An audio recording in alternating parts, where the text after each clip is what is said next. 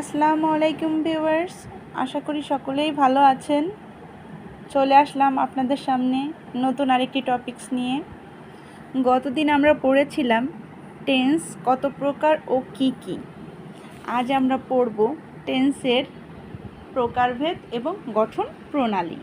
তো টেন্স সাধারণত তিন প্রকার। আমরা গতদিন দেখেছি টেন্স তিন প্রকার: present tense, past tense, future tense, অর্থাৎ বর্তমানকাল, অতীতকাল, ভবিষ্যৎকাল।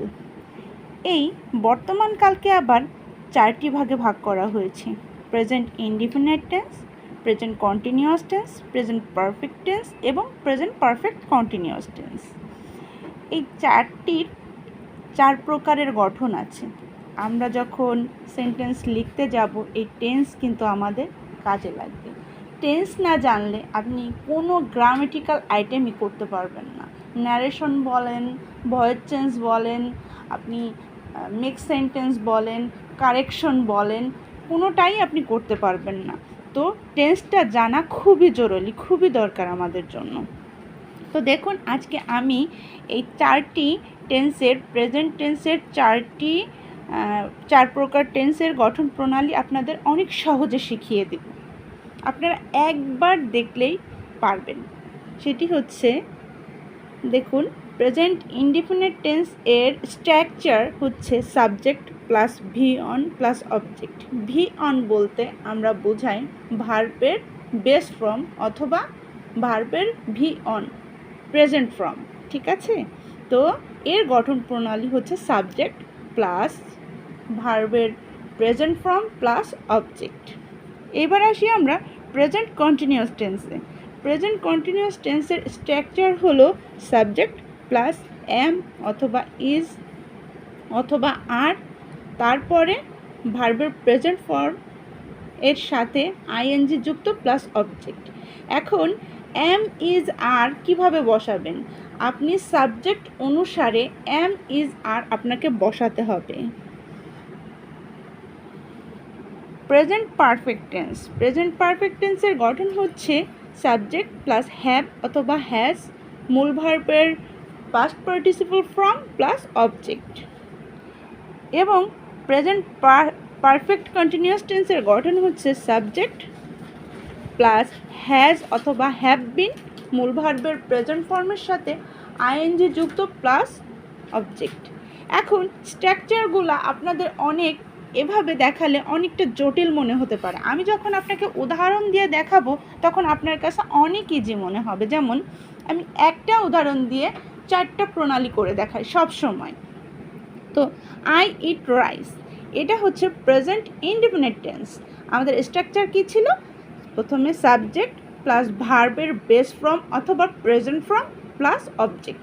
তো আই হচ্ছে সাবজেক্ট, ইট হচ্ছে ভার্বের প্রেজেন্ট ফর্ম প্লাস অবজেক্ট, রাইসটা হচ্ছে অবজেক্ট। তারপরে আই অ্যাম ইটিং রাইস। কেন আই অ্যাম ইটিং রাইস?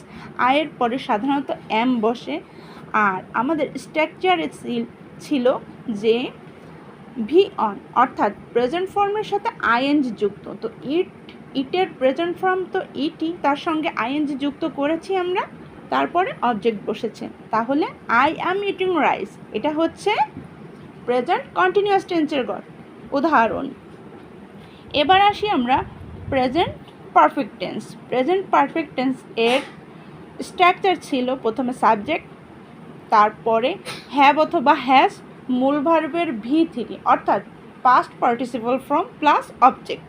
তো আয়ের পরে সাধারণত হ্যাভ বসে, হ্যাভের পরে ইটের পাস্ট পার্টিসিপল ফর্ম হচ্ছে ইটেন, আর তারপরে বসেছে রাইস অবজেক্ট।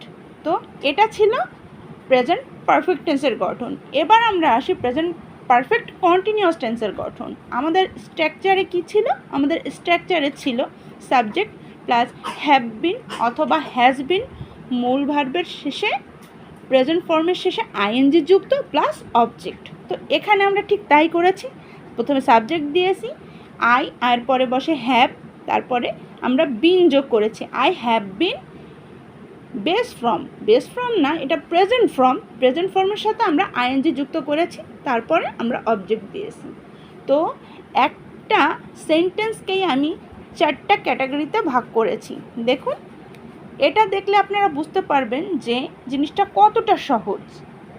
আপনারা বাড়িতে মানে ক্লাস 9, 10 অথবা ক্লাস 8, 6, 7-এর যে স্টুডেন্টগুলো আছে, প্রথমে তাদের টেন্সে, অনেকের টেন্সে প্রবলেম হয়, তো টেন্স নিয়ে যাদের প্রবলেম আছে তারা, আমি মনে করি স্ট্রাকচারগুলোর গঠন আগে তোমরা মানে গঠন প্রণালী আগে শিখো। আগে গঠন প্রণালী শিখতে পারলে তোমরা প্রত্যেকটা টেন্সেরই গঠন প্রণালী জানবে। তাতে করে তোমাদের কি হবে, কারেকশন করতে অনেক সুবিধা হবে। ন্যারেশন, ভোকাবুলারি মানে ভয়েস চেঞ্জ, আরও গ্রামেটিক্যাল যে সকল আইটেম আছে এগুলো করতে তোমাদের অনেক ইজি হবে। যেমন আমি করেছি আই ইট রাইস, তোমরা করতে পারো I play football, I read বুক। তো আই রিড বুক দিয়ে যখন করবে তখন I am reading book, I have read book, I have been reading book. এভাবে একটা সেন্টেন্স দিয়ে তোমরা 4টা প্রণালী করতে থাকবা। এরকম করতে করতে একসময় দেখবা তোমাদের টেন্স একদম মানে হাতের নাগালে চলে আসছে, তোমরা কলম ধরলেই টেন্স পেরে যাচ্ছ, এত সহজ। তো বোঝানোর চেষ্টা করলাম, আশা করি তোমাদের ভালো লেগেছে। কোনো প্রশ্ন থাকলে অবশ্যই আমাকে জানিও। তো আজ আর নয়, এ পর্যন্তই। আগামী দিন অন্য কোনো সাবজেক্ট নিয়ে আসবো। আল্লাহ হাফেজ।